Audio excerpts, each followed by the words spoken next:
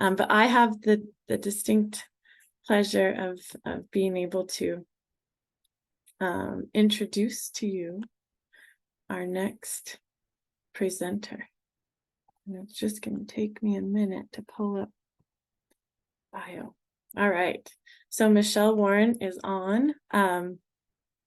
She has worked extensively with populations in movement, in the classroom, through theatrical and ethnographic research, and through advocacy pieces for vulnerable populations in central Nebraska, primarily Spanish-speaking peoples.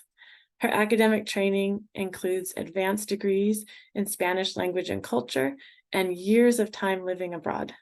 Her time at the University of Nebraska at Kearney as faculty has afforded her steadfast relationships with many central Nebraska first-generation students and their families from Spanish-speaking countries. She has woven the threads of those relationships into a suite of interdisciplinary mixed methods research projects working with migrant populations in the Central Great Plains. The overarching purpose of her work is to collaborate with these communities, providing outlets and resources for their voices to be heard and shared. This includes oral histories with tactical and varied dissemination mediums, qualitative work, and quantitative community need surveys. Coming to the Plains. These collaborations include scholars from all 4 University of Nebraska campuses, community agencies from across the state, and the communities themselves. Her established track record of community engagement with the central Nebraska Spanish-speaking populations, community partnerships, and interdisciplinary work aimed at elevating community agency position her to be the ideal liaison for helping create effective dissemination pathways that will help impact these often difficult to reach populations. And I feel like this is absolutely the perfect bio to follow what we just did. And Michelle, our work your work excites me, and I feel like we're kindred spirits, and this just couldn't be a better fit for our next presentation, which is entitled Defining Research. So without further ado, I will pass it off to you, Michelle. Thank you for being here with us, and thank you all for joining us via Zoom virtually. Thank you so much. Wow, I have to admit Michelle, that I'm sorry, Michelle. I just want to interrupt for 2 seconds. So sorry. Okay. Mhm. One, I would like for you all to remember to fill out the pre-evaluation. So if you have already, please go ahead and just hold it up, and then Emily or Casey will come by and get you. And then I also want to introduce your community partner, Michelle, before you get started. Yes. So please let me do that really quickly. In addition to Michelle presenting, we also have Martha, and please, sorry if I say this wrong, Marfiliano. Mhm. I did good, y'all. Martha is a bilingual central navigator at Buffalo County Community Partners, BCCP. Her work is connected to BCCP's goals of identifying issues in the community, collecting and evaluating data, and investing the time to understand the issues. Martha facilitates community conversations to find innovative solutions and connect people to essential resources. Martha serves a leadership role in addressing diversity, equity, inclusion, and belonging. She was instrumental in getting COVID-19 health information in other languages for our communities, and she continues to advocate for increased access to essential resources and services for vulnerable populations. She is a wife to Jesus Marfiliano. Marfileño. Mhm. Marfileño, thank you, and mother to Alicia and Andreas. Please welcome Dr. Warren and Miss Martha.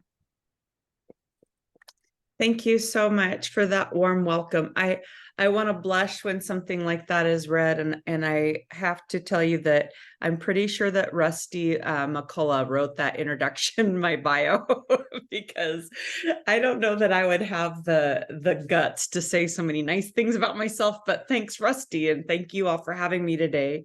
And Martha, I'm so happy that Martha's here because she actually is probably a key person for me in making the work that we do possible. And just to give you an example of that, I think about a really pivotal moment for me in my career when The pandemic hit and I shifted my emphasis from, and I'll talk to you a little bit about this down the road here, but from my prior kind of research life, I worked a lot on literary criticism, examining theater and performance, talking about identity, yes, but not necessarily working in such an activist role.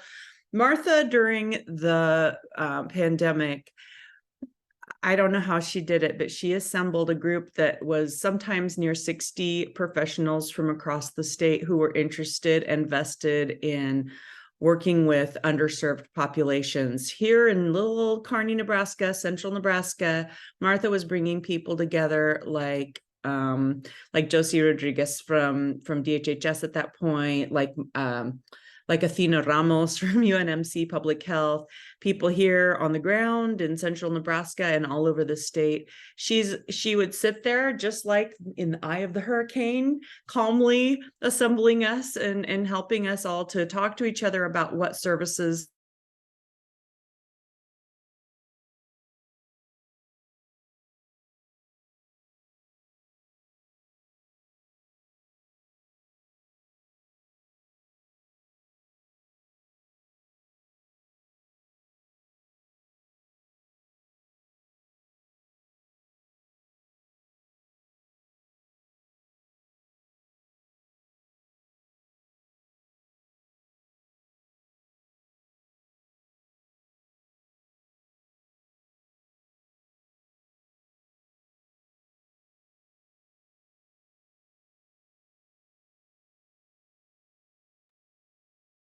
Dr. Warren, I don't know if you can hear us, but you are frozen. Oh, okay. So she'll probably log back in real quick.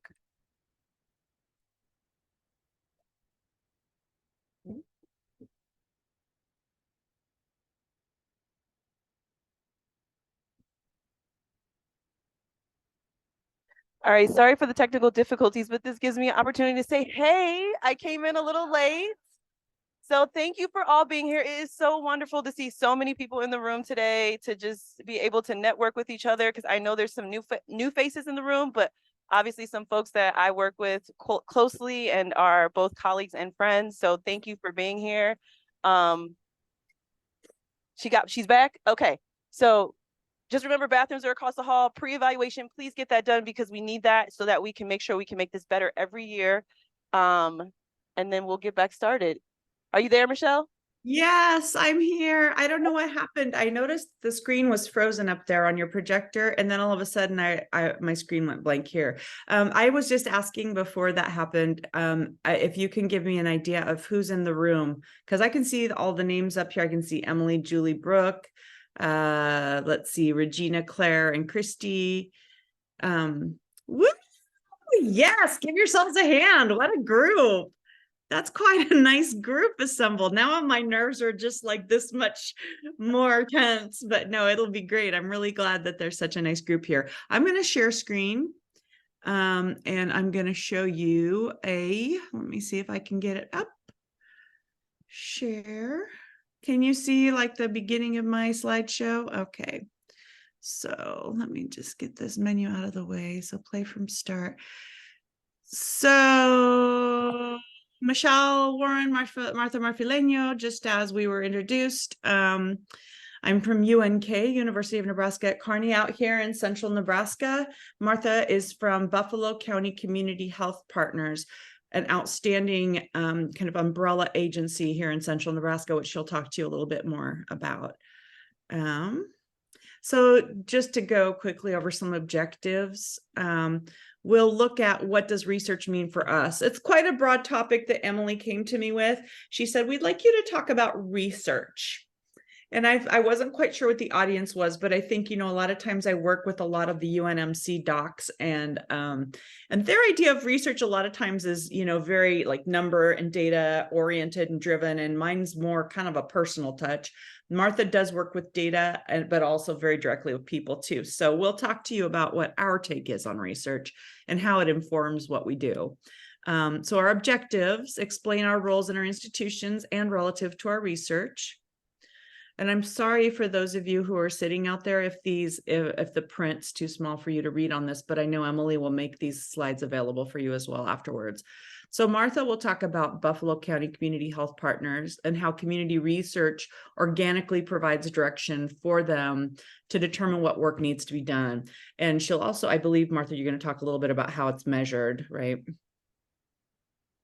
I'll talk about how ethnographic, community-based participatory, it's like the term community-based participatory research, led to dedicating my energy to cooperating with boots on the ground agencies, just like Martha's BCCP and the National Institute of Health, which I was fortunately brought into because of Martha and Denise at BCCP, along with Dr. Russell McCullough and others from UNMC. I think I spelled Russell wrong. It might have two L's. Sorry about that if Dr. McCullough ever sees this. And then in conclusion, we'll talk about qualitative work done listening sincerely to community members can direct our projects, and it can also create a more efficacious model for serving our neighbors.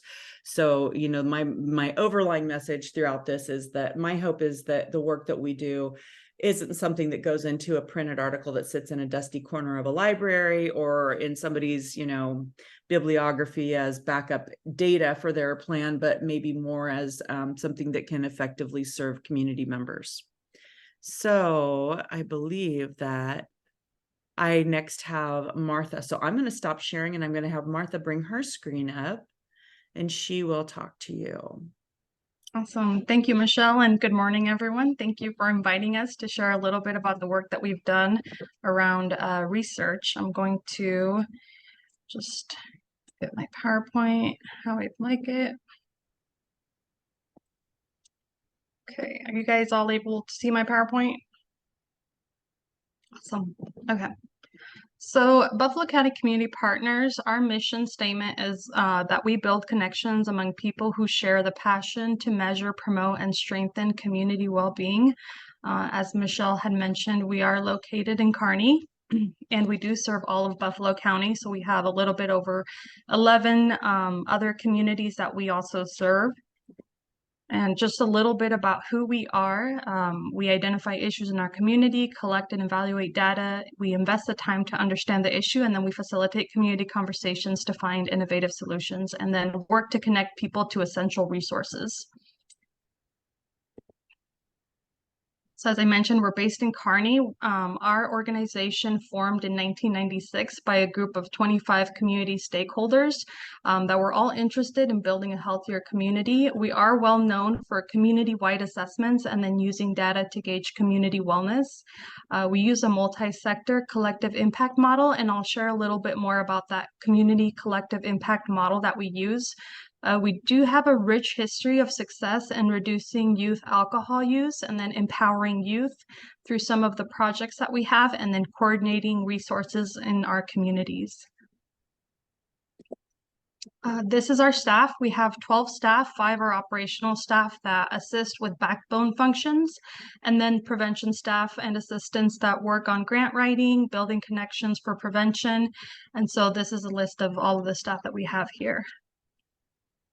And I just wanted to go a little bit into how we found out that there was so many needs during COVID.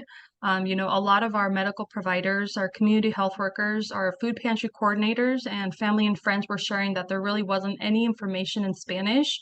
The government sites, they had maybe just the first part of their webpage in Spanish, but then you would click on the link and it'd still be in English. And so there was just a lot of information that wasn't available to our community members that spoke primarily Spanish and that were most impacted by the pandemic. And so we were also just trying to work with our local health departments to get information communicated in a timely, concise, and clear manner so that people were aware of the things that were happening and next steps that they needed to do when they had a quarantine and things like that. You know, we were hearing that there was food insecurity. A lot of people were homeless, so we were working on getting people housed temporarily in hotels. There was limited communication channels. Up until recently, we really had no Spanish radio station, no Spanish news media, no way to really get information out to Spanish-speaking communities in our area. A lot of families were uninsured, individuals were underinsured, so they were hesitant to go to the hospital to a doctor visit. weren't sure about whether vaccines or COVID testing was free or not. So there was a lot of misinformation, and we were working with trusted community leaders to get that information out to them. And the lack of mental health support, just living here in Buffalo County, there's a limitation of therapists, but even less so bilingual therapists. So really working and finding innovative solutions of how to connect them to therapists out in Omaha and Lincoln that were offering virtual teletherapy or other forms. I think UNMC was doing a really great program of offering a couple of free sessions virtually to families that were needing them during COVID. So just making sure families were aware of that resource that was available. And then just, a lot of our Spanish-speaking population was at greater risk to exposure of COVID-19. Athena Ramos did a lot of really great work working with the meat packing plants. And so a lot of the information that came from that project, we were sharing out with a lot of our partners too, of just things that they could continue to be doing better, providing PPE equipment to the workers, and then just trying to provide them the resources that we had for food and access to healthcare and things like that. So we are a community-based organization where we have really great relationships with different sectors in our community. We do focus a lot on relationships, so building that relationships with a lot of our partners over 25 plus years has really helped us be able to serve and just be a community that is known for doing great work. We do build on our community assets, and then one of the ways that we brought people together was gathering our community partners during meetings. We took time to listen and understand the issues that were happening in our communities. We were in constant communication with frontline workers and community partners, looking to understand how people were most effectively getting their information so that we could distribute that information effectively. And then as we were listening from what the needs were in our communities, we were compiling all those issues and the solutions that also our partners had brainstormed, and began elevating those to our state partners. And we created what was called a playbook of gaps that listed everything in regards to language issues, communication issues, digital inequities. And so all of that information was things that other communities were also experiencing. And we started also meeting with other communities to see what they had been doing, what had been working for them. So we didn't really have to reinvent the wheel, but just kind of customize it to work for our community. Working together to advocate, we had 500 plus Zoom meetings with about 4,000 community partners during the pandemic. And so we had a lot of phone calls, a lot of email communication. We brainstormed a list of champions that would advocates for vulnerable populations. And then that was the way that we gathered our partners. Our work really didn't stop during the pandemic. We actually all transitioned to work from home, and we began gathering all our partners through Zoom. Prior to the pandemic, that was still an option that we were using whenever we would host meetings. A lot of them were in person prior to the pandemic, but then we quickly learned how to utilize Zoom and all the functions to that. So it was a quick transition for us to gather all our partners and say, we're hearing a lot of needs in our community. Let's get together to discuss how we can best serve everyone, because there was a lot of health disparities and inequities that were coming forward from our partners that were saying, a lot of Spanish-speaking families and individuals, they can't maintain the 6 feet apart, or their households, they have several, and so it's not ideal for them to quarantine when their households are so large. So those were some of the things that we were working on to say, if they needed to quarantine, there was options to house them temporarily at a hotel until that time was up, so that they could keep the rest of their family members safe. So we brainstormed, like I mentioned, the list of champions that were advocates, and then we also kept in mind that we needed to have full community presentation or representation at these meetings. So making sure somebody from the health department, from DHHS, from the medical community was present to be able to help us. So we had a nurse that was well known in our community She had recorded a video to help families know what to do when they had to quarantine, when they should go to the emergency room. And then Michelle Warren, also well known in our community, just kind of help share best practices of wearing your mask, getting your vaccine, things like that. And so that's really how we were working together during the pandemic to help advocate for the needs in our community and then provide solutions for those that were most harshly impacted by COVID. So this is our collaborative structure. We have changed the way we've done things. And so one of the ways is through this that talks about how we have full collaboration on the right side. We have different cross-sector participation. So we have the school, businesses, youth, media, parents, law enforcement, religious organizations, state and local partners, healthcare professionals, civic or volunteer groups, youth serving organizations, and then other local organizations, all really working collaboratively to address what looks like these flower petals. So working in the areas of behavioral health, access, children and youth, vulnerable populations. And we have a steering committee too that provides strategic vision and support so that we can ensure that there is full collaboration. And the backbone would be Buffalo County Community Partners.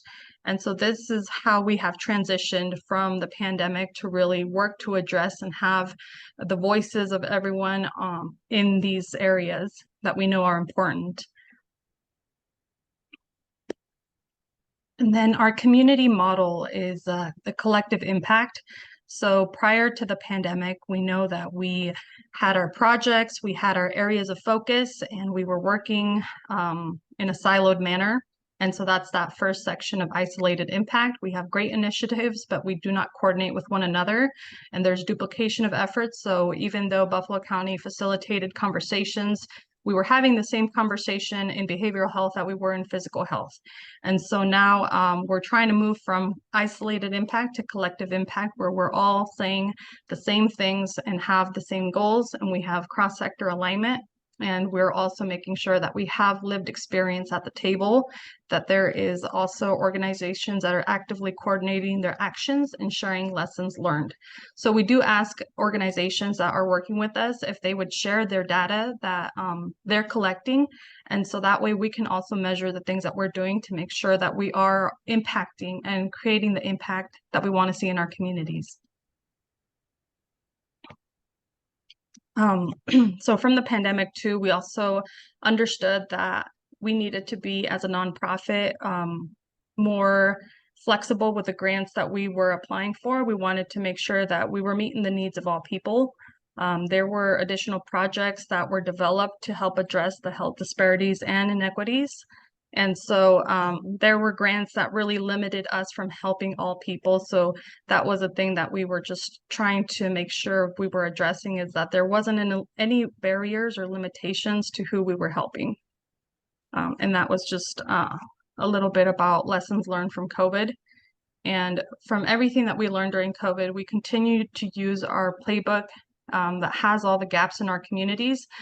I would say it's a living document that we continue to grow. And as we continue to hear emerging needs in our community, we continue to add those to that playbook of gaps in our community so that it can help guide our work.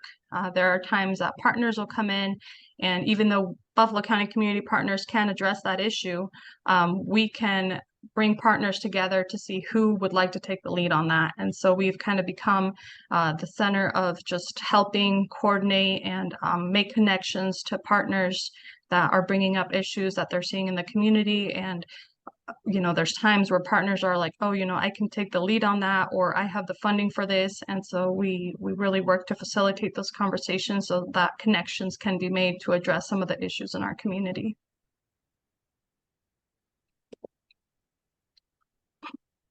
So as I mentioned, during the pandemic, we worked hard to build connections with new partners.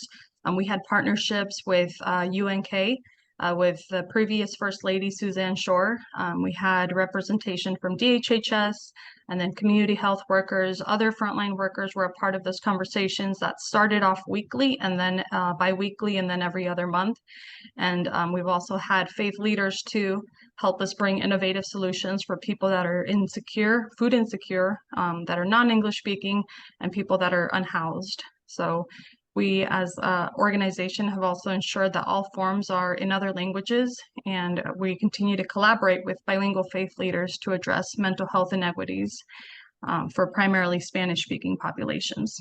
And here's just an image of one of the Zoom calls that we were on. And then on the right side is my coworker, Ellery. She's our youth coordinator. And so she's sharing all the resources of parent handbooks and different flyers, information about social emotional health. And this was just one of the events that she attended. So how we gathered the information with our group and how it's helped us inform the conversations that we currently have. We've really looked at this other model called results-based accountability, because what we know is that, you know, we can count the number of boxes, food boxes that we have delivered. We can say the quality of food that's in there. But with all of our work moving forward, what we really want to get to is that third question of, do we know if anyone's better off because they've received a food box? Were there other things that we could have helped address as they were picking up the food box? Is, you know, employment an issue? Is other things that we could have considered? So that is how we're working on measuring the impact, is getting to that last question of, do we know anyone is better off because of the food box, or maybe the services that they received for financial assistance for their rent or utility? So really just digging in a little bit further with the results-based accountability model.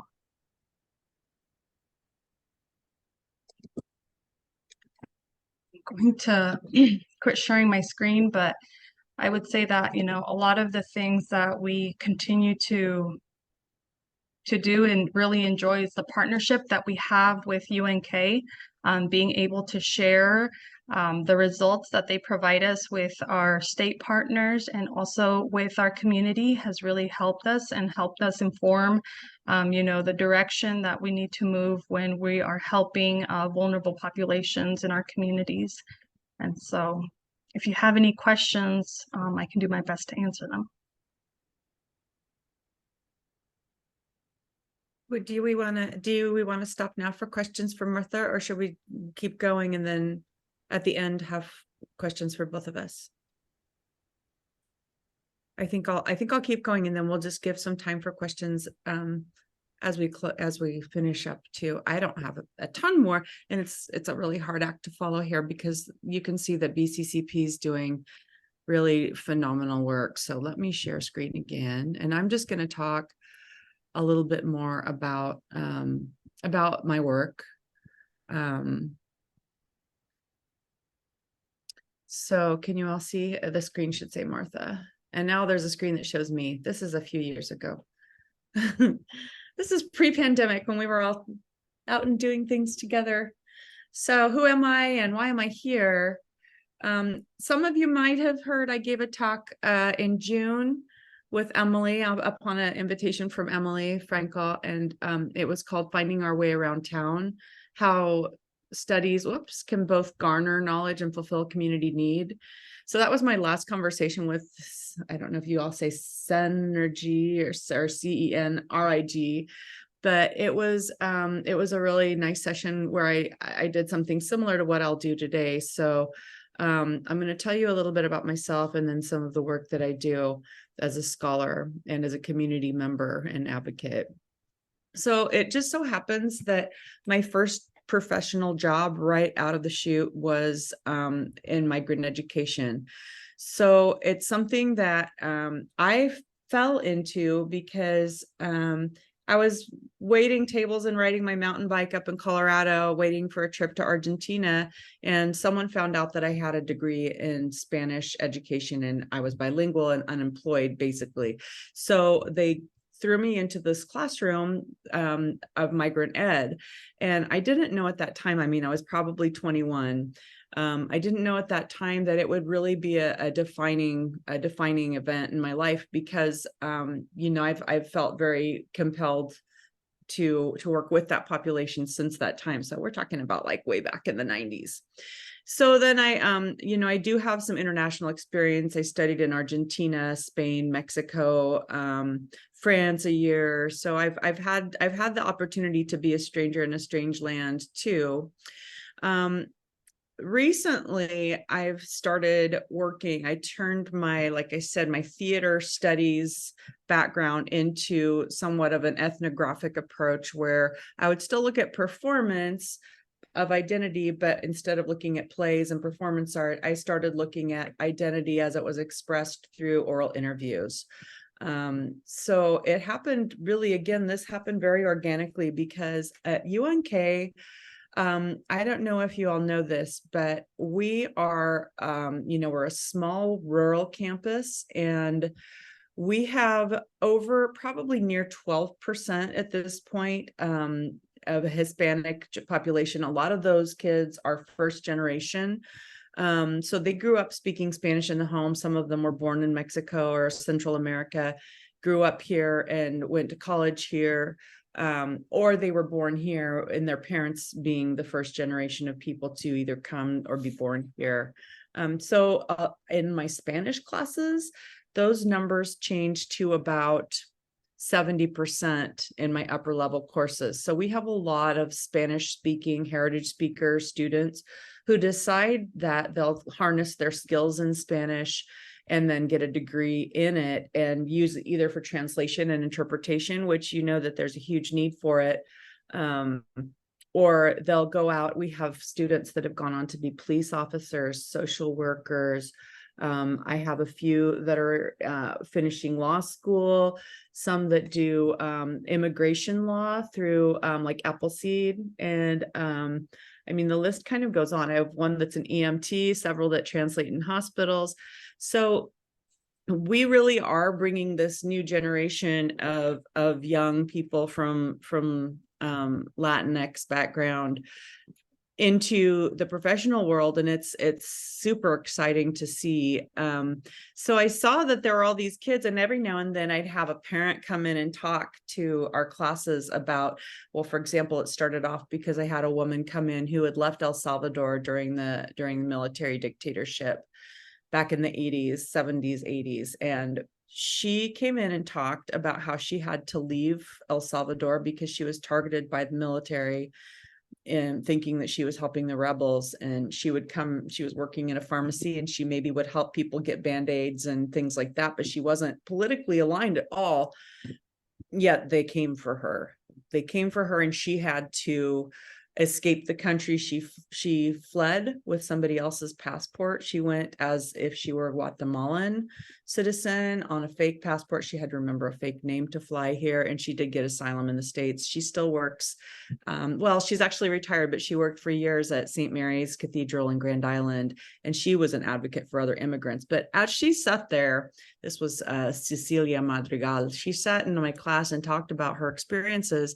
I looked around my classroom, and at that time I had 15 or 16 students in there, and I think 12 of them were from families who were recently immigrated. And I thought, gosh, these stories are so rich. And it just happened to coincide time-wise with the rise of popularity for the then presidential candidate Donald Trump, who talked a lot about, he promoted a lot of misinformation about immigrants and their role in our culture. And so it actually just, again, happened really organically. The fact that I thought these families have really compelling stories to tell. And if we can get those stories out, maybe we can get rid of some of the disinformation. And so that's how it all became. That's how it all became a really big part of my heart and my drive. So I'm really interested in oral histories and quantitative research about that. So I don't work so much with numbers and data. I work more with stories and helping spread them. I have a documentary film that I've done with a videographer here at UNK.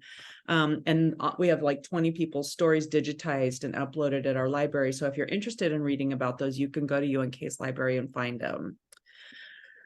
But then, of course, the pandemic came along, and we began working with area agencies such as BCCHP. So this is when I felt like I got a really different emphasis on advocacy, because it was really clear to me. We were hearing on the news, I remember hearing the governor saying once, and he had the daily address at 1 p.m. or I can't remember if it was daily or weekly, but one day saying, well, these people bring the disease on themselves because of their way of life.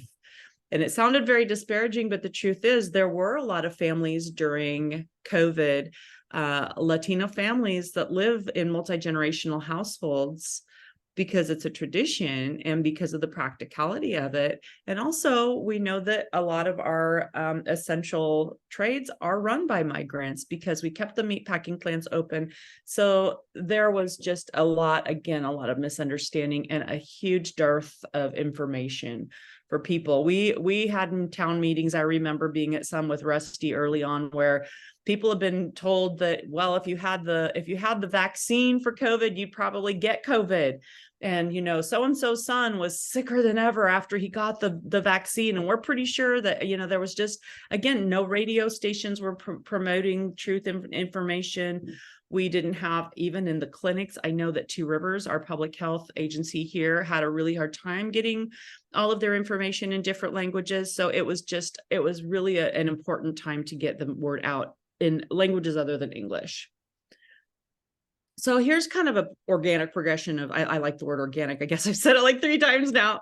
The organic progression of the projects I've worked on. So Coming to the Plains is the oral histories recorded of 20 of our neighbors from Latin America. And we have representation of people from El Salvador, Guatemala, Honduras, Mexico, lots of people from Mexico, and Colombia, and the Dominican Republic as well.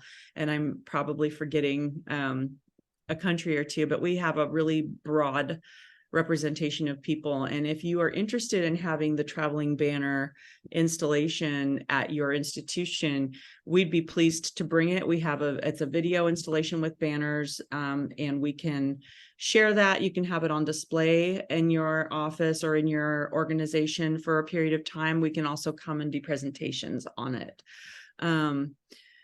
The next thing that came about, and again, this is somewhat due to Martha's organization of bringing people together, was MyLink. And I don't know, I can see in the room, has anyone in the room heard of MyLink? If you can just raise your hands out there in the audience. I can't really tell if anybody has heard of it or not.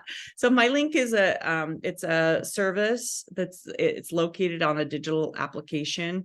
It started in Lincoln. I wasn't the beginner of MyLink, but my colleague and friend Chandra Diaz and we brought MyLink to Central Nebraska. So MyLink is this cool thing. I'll show you the web page. I think I have the web page opened.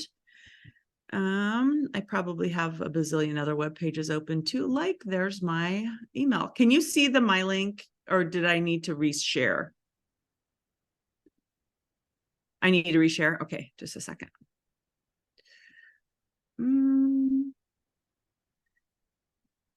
Come on, MyLink. Here it is. Now, can you see it? Cool. Okay.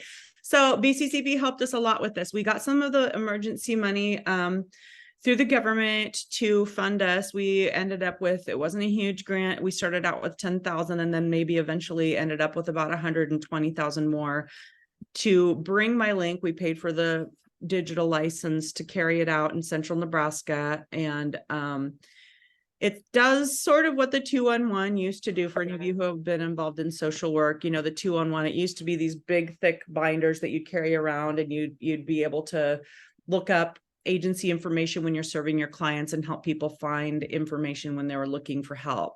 So MyLink, the great thing about it is it's not just, digital, but it's selected by region. I'm going to go back here to, my menu for Zoom keeps getting in my way. When you go to the homepage of MyLink, you can select your location. It originated in Lincoln, Don't Panic Labs. And then there was a gentleman who worked in the homeless outreach for Lincoln Public Schools. So he started this with Don't Panic Labs. It's now spread to Central Nebraska, Sandhills, Sarpy, and Southeast Nebraska. So I'm going to select Central Nebraska to go to. But if you notice up here, you can see how many languages MyLink is available in. I will say that for us in central Nebraska, we hard translated. So we had actual translators sit down and do the Spanish translation, as well as I believe we had Somali translation. And we staffed one person to get this up and running throughout that probably the first year and a half, 2 years that we've had it, until we ended up out of funding. Then the rest of all the other languages are soft translated. So we counted on Google Translate to do this. So if you go to, here we are in the Kearney, you'll notice there's a banner right here across the middle. It talks about the sort of urgent things right at the start. So in Kearney, Jubilee community meals, Thursday nights, doors open at 5, First Presbyterian Church, and the address in Kearney, Nebraska. It gives us your number for 211. But say your client in your agency is looking for information about disability services. You can click on disability services and it'll take you to this menu. Again, in any one of the languages that you saw listed across the top of the screen. In assistive tech, blind and visually impaired, children and transitional youth, you can see that we have all these subtopics underneath here.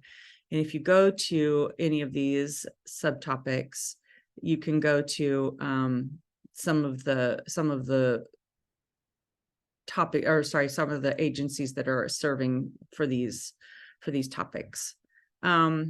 Children and family, for example, adoption and foster care. We have a list of options for people who need help with adoption and foster care, and so on. So I won't spend a whole lot of time going into a lot more about this, but some of the beautiful things about MyLink are that you can download it onto your phone, and that app will automatically update itself when the phone's user is in like a Wi-Fi area, or when that person has digital access. But as soon as that person is off digital access, it keeps all of the information stored and uploaded. So say I'm home, I need information about something, but I don't have Wi-Fi and I'm out of digital, I'm out of my minutes for the month for my phone plan, I can still pull up MyLink and say, click on, in Spanish, if I want, I can say, where can I get a meal today? Or where can I find food for my family?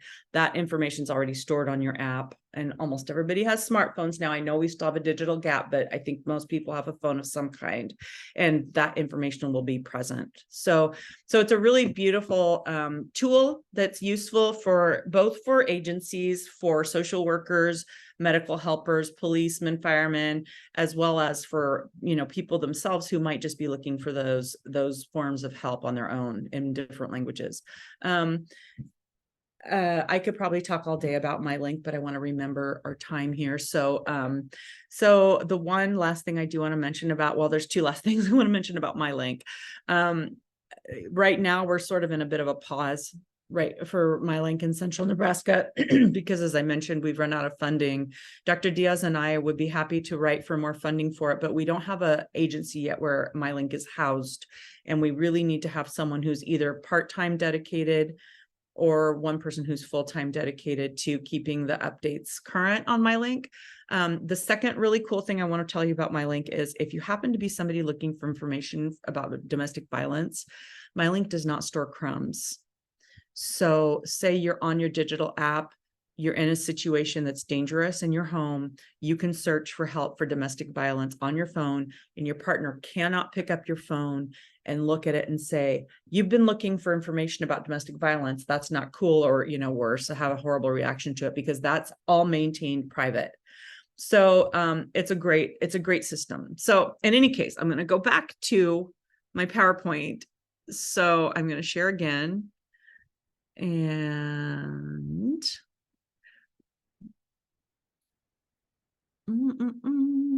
play from current slide.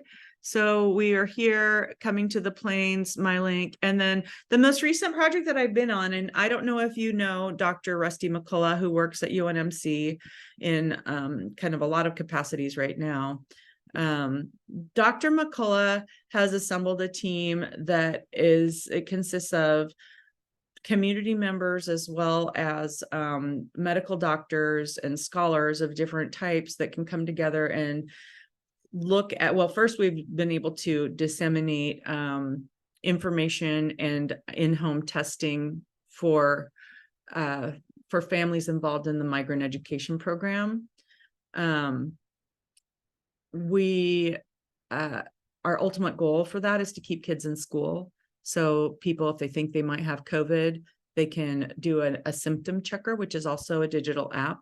They can do a symptom checker. They can also, they can give themselves a home test if they're indicated to do so, and they can go to school if they don't have COVID, and they can stay home from school or away from work if they need to as well, to contain the disease. And I think we've all had a chance to see that COVID's not done. We're still struggling with strains of it, and I myself just had COVID within the last, gosh, I can't think exactly how long ago it was. Oh, it was within the last 6 weeks though.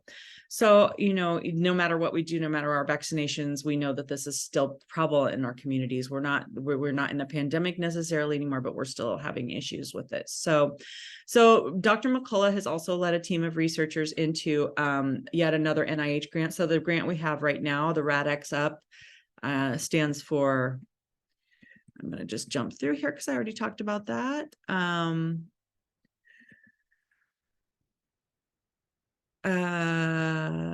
Sorry, I'm going to jump because I already talked about my link. So our RADx Up stands for Rapid Acceleration Diagnostics in Underserved Populations. So you can see, of course, it was really appropriate to work with our migrant education program around the state. And so I put on this map. Sorry, I didn't format it very well. But that map shows you the places that in our last report we gave to NIH where we have people, actually families involved.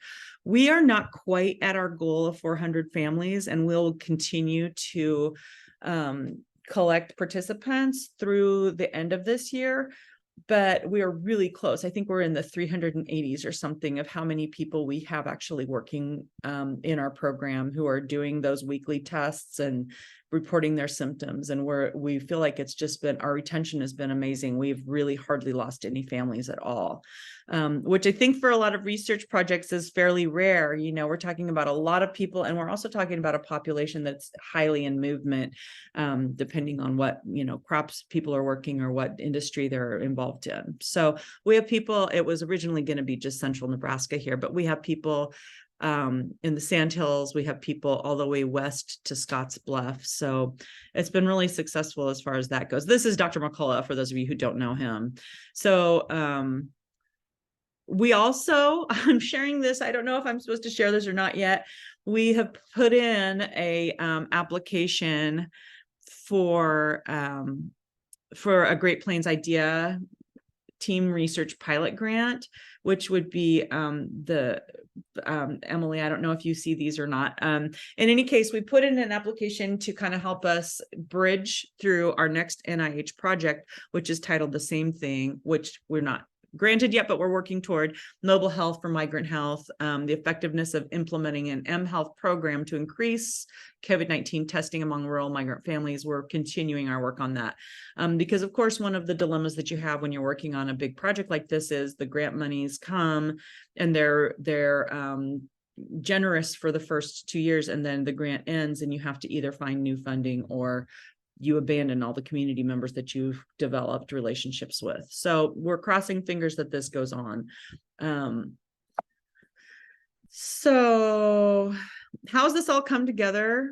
So in all of these projects, and of course, this is something I continue to learn through people like Martha, who has really valid, genuine experience in community work. These relationships have formed organically. There's a true intent not to excavate. As researchers, we tend sometimes to use stories or to use data like, hey, we're going to come into your community and run a survey. And the survey doesn't necessarily help the people that are on the ground, but it helps me as a scholar to gather data and say, hey, look, I can tell you that these phenomena are true, or these aren't true, or whatever the case may be. But we really truly want to engage with community in order to improve quality of life with community, because we see our role as researchers as part of the, a thread in the fabric of our communities.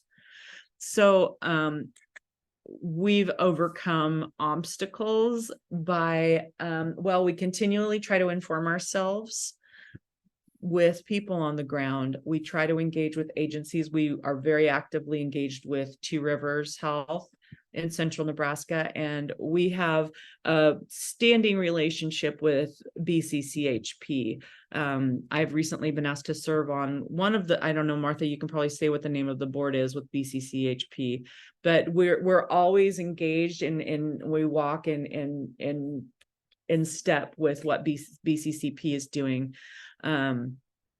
Also, we've made sure that we've hired, actually, this was just a huge stroke of luck.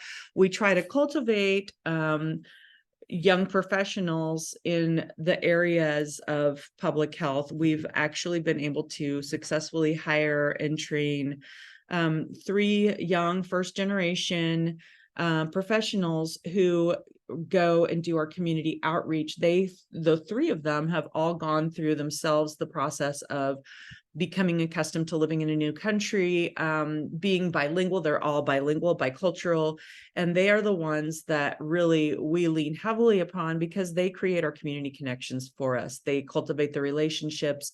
They help us identify needs. They keep their finger on the pulse and their ears to the ground to make sure that we're not doing something that's not community accepted. How have I attempted to create enticing grant proposals? I don't know. I think, with NIH,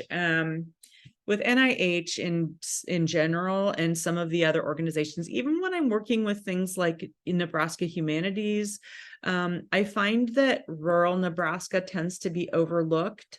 So agencies are really happy to see that intersection of rural representation and underserved populations. I think that that's important. And I think the agencies are also more willing to fund projects that are truly ground up and not just kind of, I don't mean ground up like grinding something up. I mean, from the ground up, right? So that's been a benefit too. I've gone myself through some of the government funds that came out after COVID. I've also used campus funding we have on our local campus as well as university-wide funding. And like I said, recently we've been working with NIH through Dr. McCullough's teams. I've done some grant work also through Humanities Nebraska to bring projects together. In fact, our touring of our Coming to the Plains project was funded largely by Humanities Nebraska. So as I see it, research can be kind of twofold. I think that it's really helpful in garnering knowledge and helping us get our papers out and helping us to, promote, publish ourselves and get information out there. But I think it's important also to remember the other path of that research and that it's important in fulfilling community need. And that is all she wrote. So Martha and I can both answer any questions. I think we have 5 minutes until the next session. Is that right, Emily?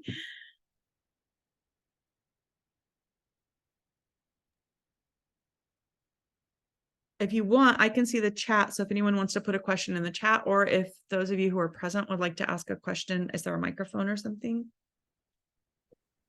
Okay, if anybody wants to ask a question, if you turn your mics on your tables, this is just so they can hear you online. Go ahead and ask questions. You're right, we have about 5 minutes before we transition to the next, which is a little bit more of a panel and interaction with you all. So if you have questions, go ahead and shoot.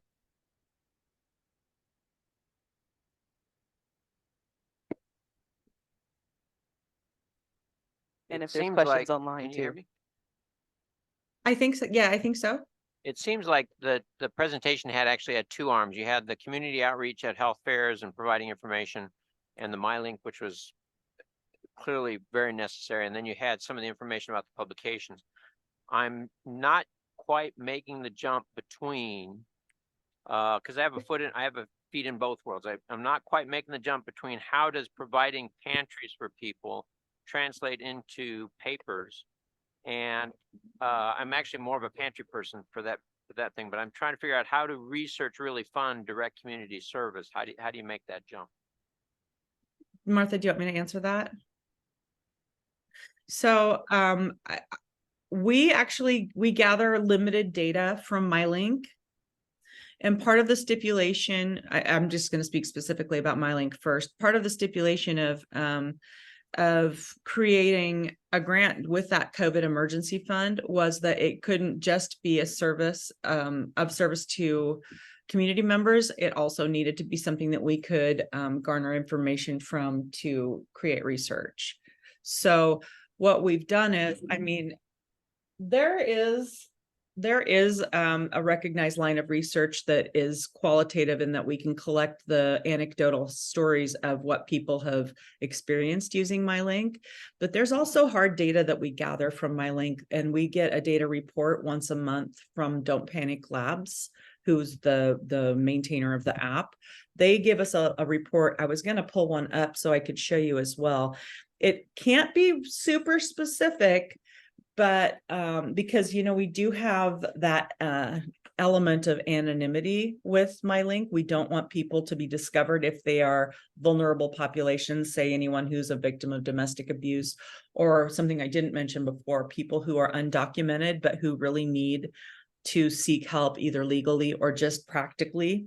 So we don't expose identities, but we are able to count certain things like which languages are selected in which regions, and where a user is coming from, and how many times a user accesses the link, and how many hits it gets. So there is data to be gathered. We haven't taken that data and made anything out of it yet, but we have now.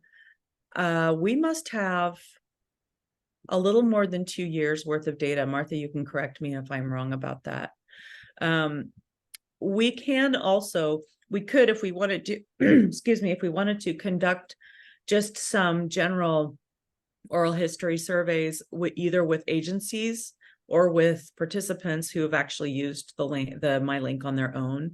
We can use qualitative stories, you know, from those users and say, this is the information that we've garnered from the use of MyLink. And it shows us conclusively that a digital app is conducive to offering help to people who are populations in need, something along those lines. Does that make sense to you? It does to me. I will say too that with Dr. McCullough and his team, there is a lot. There already are maybe 3 papers that are out. This is the in-home COVID testing and the digital app for symptom checks. There already are several papers that are out for review or returned for review, rewrite, and also probably about 5 or 6 projects that are in the runway. They're presenting at AMIA.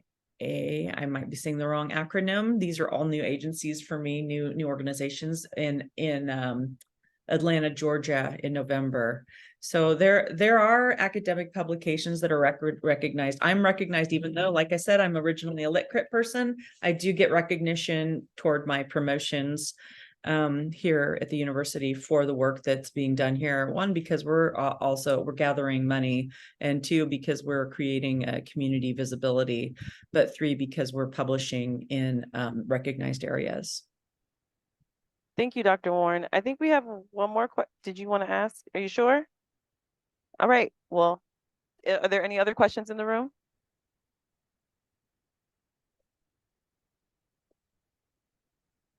My question was, is MyLink for just rural Nebraska? Well, did you see on the, if you go to, let me see here what I'm going to pop the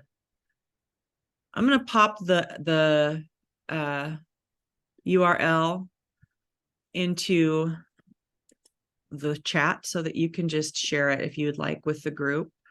It is not right now. It is actually set up to serve Central Nebraska, Lincoln, Sandhills, Sarpy, and Southeast Nebraska. Are there plans to have it expand? We would really like that. We would like it to be statewide. In fact, I think that the creators, you know, have envisioned something even bigger, and they'd like it to be nationwide. for now, you know, it's baby steps. There was a lot of push right in the beginning. We were in full on COVID, and there were some government funds available to help us get this kind of thing out. Some of that's dried up. And Dr. Diaz and I both are working full time as faculty members and administrators at the university. So we haven't had time to personally go out, and we can't ourselves create the work that needs to be done to maintain the backside of MyLink, to keep everything updated and uploaded, and as far as the information goes. But we also just haven't been able to set aside time to get another grant written.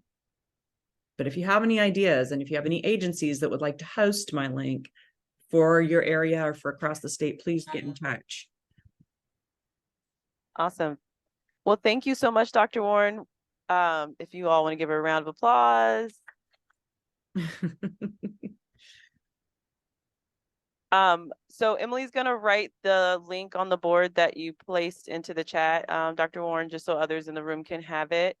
And then one of the community partners in the room, Michelle Butler with Center for Holistic Development, mentioned that Unite Us is sort of an equivalent platform to MyLink. So for those in the room that don't know about Unite Us, that's another platform that Michelle wanted to mention.